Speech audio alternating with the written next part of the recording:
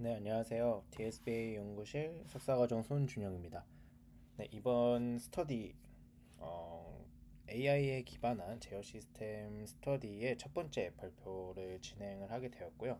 이번 발표를 진행할 주제는 Proportional Integral Derivative PID 컨트롤에 대해서 설명을 드리도록 하겠습니다.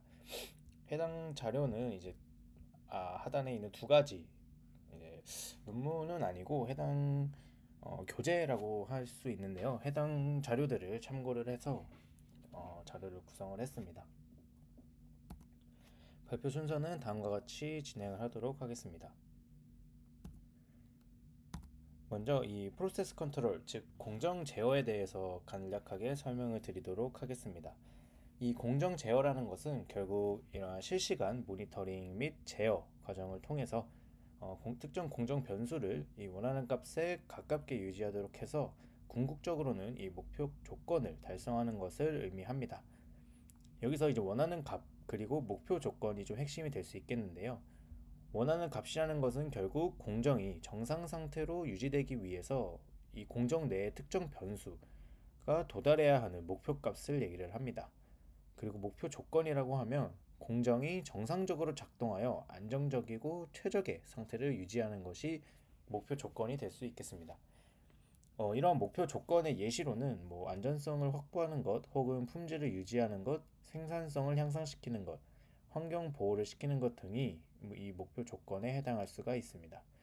그래서 아래는 두 가지 공정의 예시를 통해서 이 공정 제어 과정에 대해서 설명을 드리도록 하겠습니다.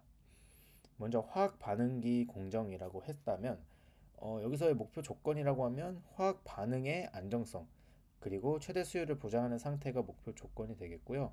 이러한 목표 조건을 달성하기 위해서 원하는 값으로는 온도, 압력, pH와 같은 값들이 다음과 같이 유지가 되어야 한다라고 볼 수가 있겠고, 만약 보일러 증기를 발생시키는 공정이라고 가정을 해봤을 때는 목표 조건으로는 증기 발생이 안정적으로 이루어지는 상태가 목표 조건이 될 수 있겠고, 이 또한 원하는 값은 온도와 압력, 수위가 다음과 같이 이루어져야 한다라는 것이 이런 전체적인 공정 제어의 예시라고 볼 수가 있습니다. 이러한 공정 제어는 전통적으로 세 가지의 특징을 전통적인 공정 제어 과정에서는 다음과 같은 세 가지 특징을 가지고 있었습니다. 첫 번째는 운영자와 엔지니어가 현장에서 장비를 직접 제어하고 모니터링해야 한다는 이 현장 중심의 제어였다는 점. 두 번째는 각 장비에 직접 접근을 해서 수동으로 데이터를 수집하고 조정해야 한다는 수동 제어. 그리고 각 유닛별로 이 개별적으로 데이터를 관리하기 때문에 이 제어 장비의 구조적인 관리가 이루어진다는 좀 총 세 가지의 특징을 가지고 있었는데요. 이런 공정 제어 과정의 문제점이라고 하면 오류가 발생할 수 있기 때문에 이러한 사고 발생의 가능성이 높고, 수동으로 작업을 해야 하기 때문에 비효율적이며, 각 유닛별로 데이터를 관리해야 되기 때문에 이 데이터의 통합이 어렵고 반응 속도가 느리다라는 문제점을 가지고 있었습니다. 그래서 현대의 공정 제어는 좀 어떻게 변화했는지를 확인을 해볼 텐데요. 두 가지의 특징을 말씀드릴 수 있을 것 같습니다. 첫 번째는 완전 자동화, 그리고 두 번째는 엔지니어의 역할 변화입니다.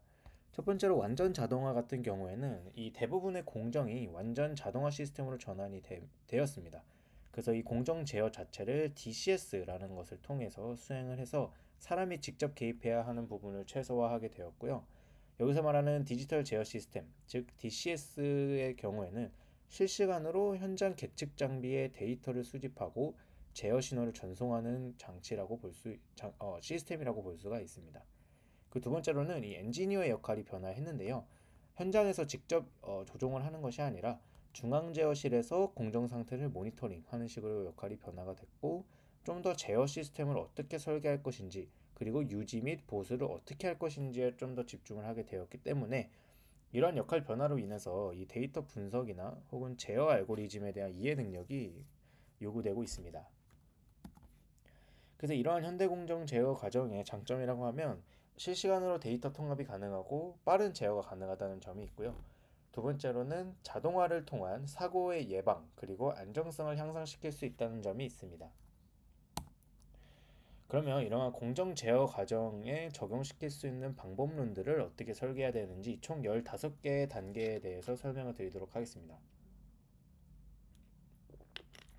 이 각각에 대해서 뭐 자세하게 말씀드리긴 어렵기 때문에 간략하게 설명을 드리면, 첫 번째로는 공정이 어떻게 작동하는지 파악을 하고 입력 값이 뭐고 출력이 뭔지를 정의한 후에 주요 단계를 파악하고 공정 흐름을 우측 그림과 같은 공정 다이어그램으로 표현하는 첫 번째 공정 이해 단계가 있을 수 있고요. 두 번째로는 공정의 핵심 변수가 뭐고 직접 제어해 줘야 하는 변수가 무엇인지를 파악하는 제어 변수 설정 단계가 있습니다. 당연히 공정에 있는 모든 변수를 제어할 필요는 없기 때문에 이러한 핵심 변수를 파악하는 것이 중요하겠고, 세 번째로는 안정성을 확보하는 단계, 그리고 네 번째로는 앞서 본 이 공정 변수들 중에서 측정 가능한 값을 식별을 해야 됩니다. 대표적으로 온도나 압력, 유량, pH 같은 값들이 있는데요. 만약 측정할 수 없는 변수라고 한다면 제어를 직접 할 수가 없겠죠. 그래서 이런 측정 변수를 설정하는 단계가 필요하고, 다섯 번째로는 센서나 계측기 같은 계측기 같은 이런 장비들의 측정 위치를 설정하는 것이고, 이후에는 측정 방법을 설정을 하게 됩니다. 다음에는 이제 제어를 하는 방법을 선택을 하는 단계에 있는데요. 이 컨트롤 메서드라고 한다면 공정 변수를 어떻게 조절할 것인가에 대한 좀 기본 제어 방식을 선택하는 단계라고 보시면 될 것 같습니다. 대표적인 예시로는 온오프 제어와 컨티뉴어스 컨트롤 두 가지의 흐름이 있는데, 온오프 제어라고 한다면 우측에서 보이시는 것처럼 공정 변수를 그냥 키거나 끼거나 끄거나 하는 좀 이런 단순한 방식의 제어 방식이고요. 컨티뉴어스 컨트롤은 공정 변수를 좀 연속적으로 조정을 해서 제어하는 방식입니다. 대표적인 예시로는 뒤에서 설명드릴 PID 컨트롤이 이에 해당하겠고요. 여덟 번째는 제어 시스템을 선택하는 단계입니다. 앞서 설명드린 DCS 같은 것들이 이에 해당하겠고, 아홉 번째로는 제어 한계를 설정을 하고 다음으로 제어 논리를 설정하는 단계를 거칩니다. 그래서 제어 논리라고 한다면 뭐 캐스케이드나 피드포워드 컨트롤 같은 개념이 여기에 해당하겠고요. 이런 제어 논리가 명확하게 설정이 되어 있지 않으면 제어 시스템이 불안정해질 수 있습니다. 그래서 이런 계단식 컨트롤 방법의 예시가 우측에 나타나 있고, 다음으로는 이중화 시스템을 설정하는 단계, 그리고 fail safe, 즉 이 제어 시스템이 고장이 나거나 오류가 발생했을 때 안전 상태로 복귀할 수 있는 이런 설정 과정을 거치게 되고요. 다음에는 제어 신호의 어떤 시차 문제를 보정할 수 있는 이 리드와 레그의 기준을 설정하는 단계를 거칩니다. 리드라고 한다면 제어 신호가 선행을 해서 앞서서 반응하는 특성을 말을 하고요. 레그는 제어 신호가 지연이 되어서 늦게 반응하는 특성을 말합니다. 이후에는 제어 시스템을 적용하기 전후에 영향을 조사를 하고 기존 공정 시스템과 이 새로운 제어 시스템을 통합해서 뭐 테스트하는 단계를 거쳐서 이런 공정 제어 방법론들을 설계할 수 있습니다. 그러면 앞서 말씀드린 각 단계에서 좀 헷갈리는 용어들이 있어서 정리를 해봤는데요. 컨트롤 메서드라는 게 있고 컨트롤 시스템이 있고 컨트롤 러직이라는 것이 있습니다. 그래서 이에 대해서 이해를 돕기 위해서 보일러 공정 제어의 예시를 말씀드리도록 하겠습니다. 해당 공정의 목표라고 한다면, 이 제어 목표라고 한다면 보일러 내부에 있는 물의 온도를 100도로 유지하는 것. 그래서 이 100도로 물의 온도를 유지를 하면 어떤 증기가 발생을 해서 이 증기를 다른 공정으로 전달시키는 역할의 공정을 수행하는 단계라고 생각을 해본다면, 첫 번째로 컨트롤 메서드라고 한다면 대표적으로 PID 제어를 얘기를 할 수 있습니다. 그래서 이 온도 센서를 통해서 현재 온도가 몇 도인지, 즉 PV 값을 측정을 하게 되겠고, 목표로 하는 온도와 비교를 해서 오차를 계산한 후에 PID 연산을 통해 이 히터의 출력을 조절을 해서 이 물의 온도를 100도씨로 유지하는 것을, 이러한 제어 방식을 컨트롤 메서드라고 하고요. 컨트롤 시스템은 앞서 설명드린 DCS 같은 예시가 있는데, 뭐 보일러나 히터 같은 장비들이 이 공정에서 사용된다면 이 여러 장비를 제어하는 시스템을 말을 합니다. 컨트롤 라직 같은 경우에는 이 제어 단계가 하나의 제어만 이루어지는 것이 아니기 때문에 여러 제어기를 어떤 식으로 조업을 할 것인가에 대한 예시라고 볼 수 있겠습니다. 그래서 좀 한마디로 정의를 해본다면, 컨트롤 메서드는 공정 변수 자체를 어떻게 제어할 것인가를 정의하는 단계이고, 컨트롤 시스템은 공정 제어를 어떻게 구성하고 관리를 할 것인가, 그리고 컨트롤 라직은 여러 제어기가 있을 때 이를 어떻게 연결하고 조합할 것인가에 대한 논리라고 보시면 될 것 같습니다. 그러면 이제 공정 제어에 대해서 간단히 설명을 드렸고, 이 공정 제어를 수행하는 컨트롤 메서드 중에 큰 틀의 오픈 루프 컨트롤과 클로즈 루프 컨트롤이 있어서 이에 대해 간략하게 설명을 드리도록 하겠습니다. 먼저 오픈 루프 컨트롤입니다. 위에 그림 예시를 보시면 좋을 것 같은데, 인풋 값으로 목표 값, 즉 SP 값이 들어왔을 때 이 컨트롤러를 거쳐서 제어 신호를 생성을 하고요. 이 제어 신호를 기반해서 공정 내에서 어떠한 과정을 거쳐서 최종 아웃풋이 나오게 되는 이러한 식의 로직이라고 생각하시면 되겠고, 어, 제어 신호나 이 출력 간의 피드백 경로가 따로 없습니다. 이 얘기가 뭐냐고 하면, 이 제어 신호라는 것은 결국 이 공정 변수 값을 조절하기 위한 신호 시그널이라고 볼 수가 있는데, 이 아웃풋이 어떻게 구성되냐에 따라 이 제어 신호가 변화가 돼야 되는데 이러한 과정이 없는 것입니다.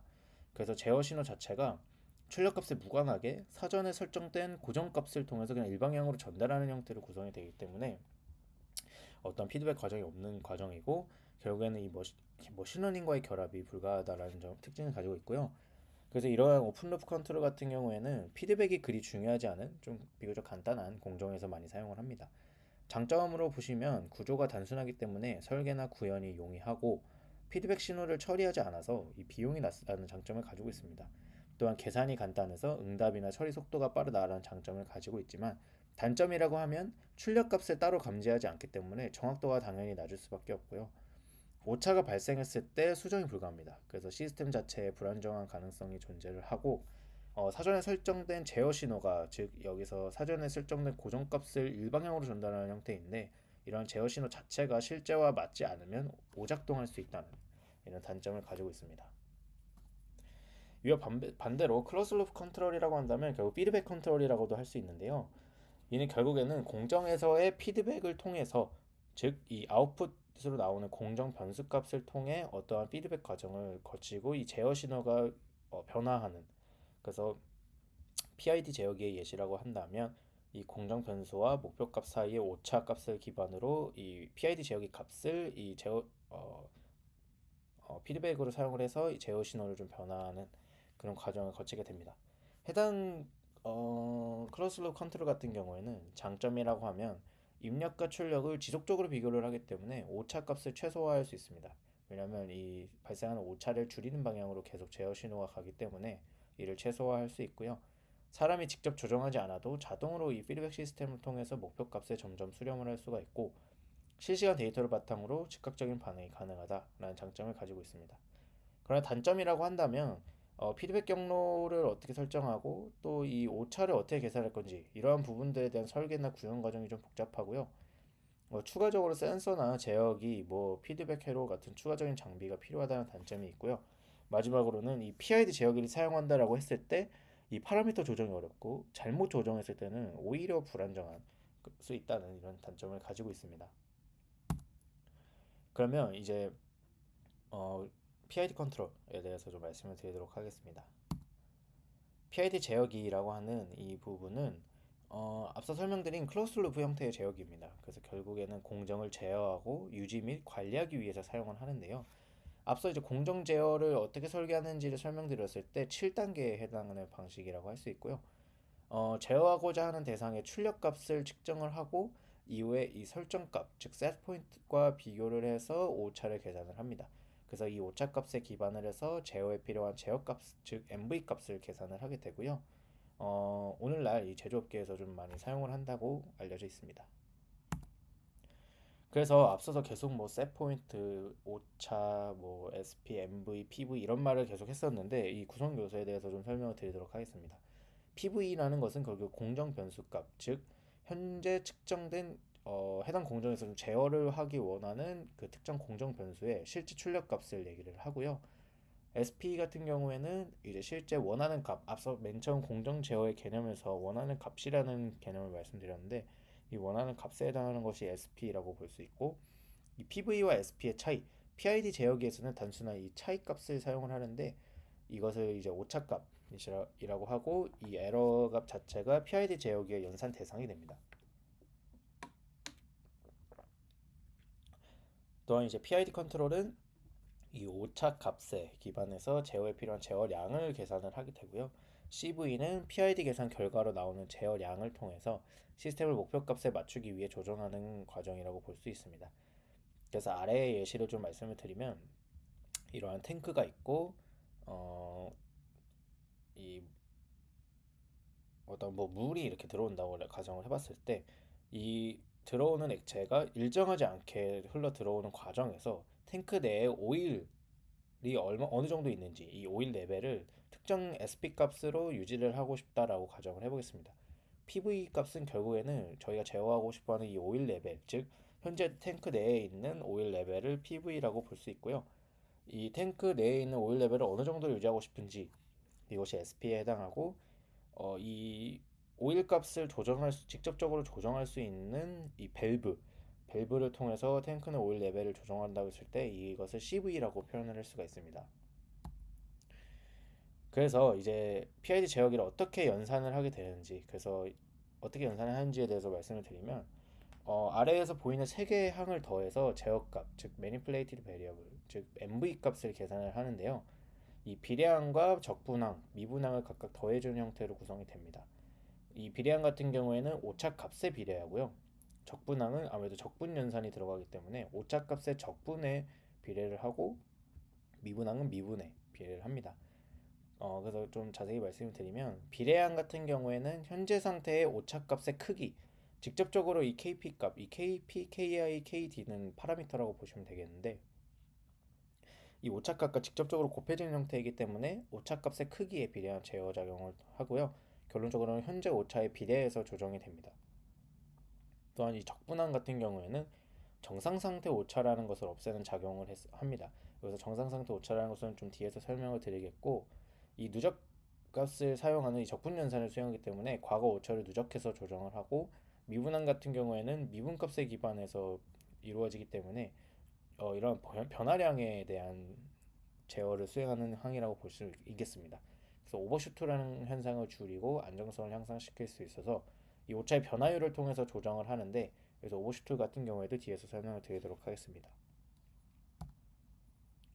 그러면 좀 이해가 편하도록 다시 한번 이 보일러 공정 제어 과정의 예시로 설명을 드리도록 하겠습니다. 일단 여기서 KP나 KI, KD가 앞서서 이 파라미터라고 말씀을 드렸는데 이는 각각 이제 비례 제어와 적분 제어, 미분 제어를 조절하는 계수값으로 게인, 즉 이득값이라고 얘기를 하는데요. 사실 이 게인 자체도 계산하는 연산 과정이 좀 여러 개가 현재 사용이 되고 있는데 해당 내용은 좀 다음 스터디 시간에 설명을 드리도록 하고 현재 예시에서는 각각 2와 0.5, 1이라는 값을 가정하도록 하겠습니다. 그래서 보일러 공정 제어 과정은 앞서서 설명을 드렸지만 이 보일러 내의 물의 온도를 일정하게 유지를 해서 안정적으로 증기를 다른 공정에 공급하는 공정이라고 가정을 하고요. PV는 물의 온도, CV는 히터 출력값, SP는 목표 온도입니다. 그래서 이 T는 이 1초마다 측정된 값이라고 했을 때 타임 스텝에 해당하고 각각 1일 때 SP 값은 100, PV 값은 각각 95와 97. 그래서 두 값의 차이 값인 오차는 각각 5와 3이라고 가정을 해보겠습니다. 첫 번째로 피제어기 같은 경우에는 앞서 설명드린 것처럼 오차가 클수록 제어 신호도 커지기 때문에 빠르게 반응을 할 수가 있고요. 이 비레이드 값, KP 값이 클수록 오차에 더 민감하게 반응해서 초기 반응이 빠릅니다. 그러나 아래 그림에서 보시면 KP 값이 너무 큰 경우 여기서는 K는 5에 해당하는 이 그래프에 해당할 텐데요. 이 KP 값이 너무 크면 목표 값에 너무 빠르게 도달을 하려고 하다 보니까 오버슈트, 즉 이 공정 변수 값이 목표 값에 해당하는 이 1에 해당하는 값보다 커지는 현상이 발생하고 만약 이 PV 값이 SP보다 커지면 다시 이를 맞추기 위해 감소를 시키고 다시 이를 맞추기 위해 증가를 시키는 이러한 진동 현상이 계속 발생하는 것을 확인할 수가 있습니다. 그래서 아래 이 수식을 보시면 앞서 말씀드린 것처럼 KP, 이 비례 이득값과 오차값을 직접적으로 곱해지는 형태고요.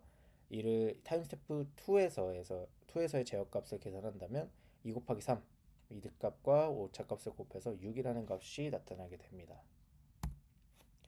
두 번째로 I 제어기에 대해서 설명을 드리면 시간에 따른 오차의 누적값을 계산해서 제어 신호를 생성하기 때문에 정상 상태 오차를 제거를 합니다. 여기서 스테디 스테이트, 즉 정상 상태란 무엇이냐면 공정이 일정 조건에서 안정적으로 유지되는 상태를 말을 하는데요. 여기서는 공정 변수가 목표값에 점점 수렴을 하면서 이 오차값과 오차도 감소를 하지만 동시에 제어 신호 자체도 줄어듭니다.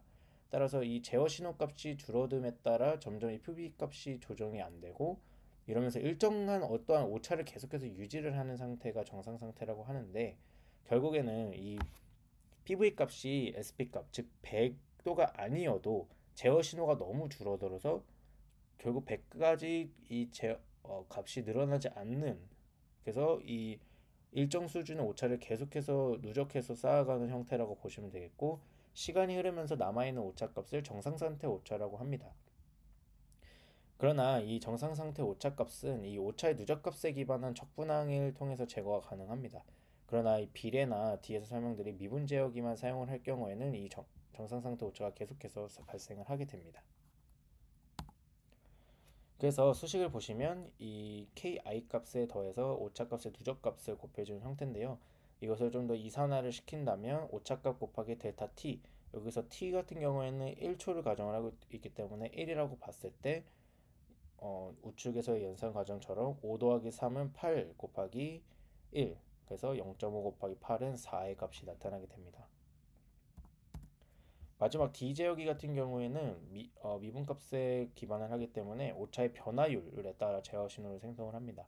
그래서 오차가 굉장히 빠르게 바뀔 경우에는 이 제어값이 커지게 되겠고요.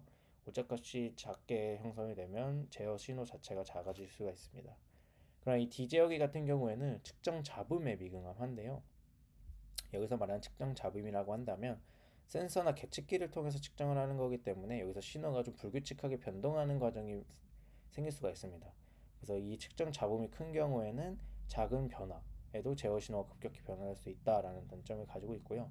아래 예시에서 이 미분값을 계산을 하면 다음과 같이 3-5는 -2 값이 구성이 됩니다.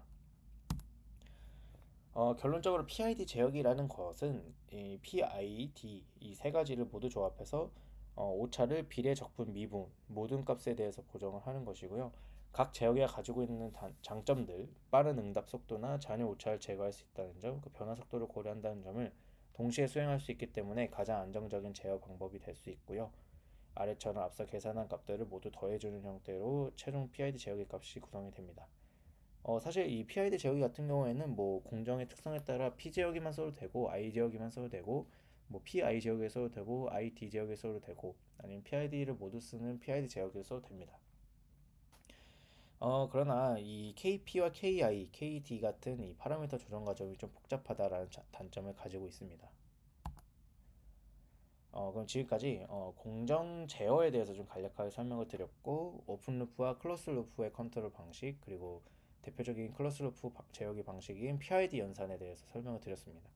그래서 다음 섹션에서는 PID 제어기 앞서서 계속 파라미터 튜닝이 어렵다, 복잡하다라는 말씀을 들었는데 즉 파라미터 개인 값들을 어떻게 튜닝을 하는지 그리고 PID 제어기를 적용하는 예시는 무엇인지 그리고 이 컨트롤 러직에 해당하는 뭐 캐스케이드 컨트롤이란 무엇인지에 대해 설명을 드리도록 하겠습니다. 이 우측 그림을 보시면 각 이 개인 값에 따라서 이 PV 값이 변화하는 것을 나타냈는데요. 이처럼 이 파라미터 값을 어떻게 설정하느냐에 따라 이 PV 값이 굉장히 많이 변화하기 때문에 이를 잘 조정하는 방법이 중요하다라고 말씀드릴 수 있겠습니다.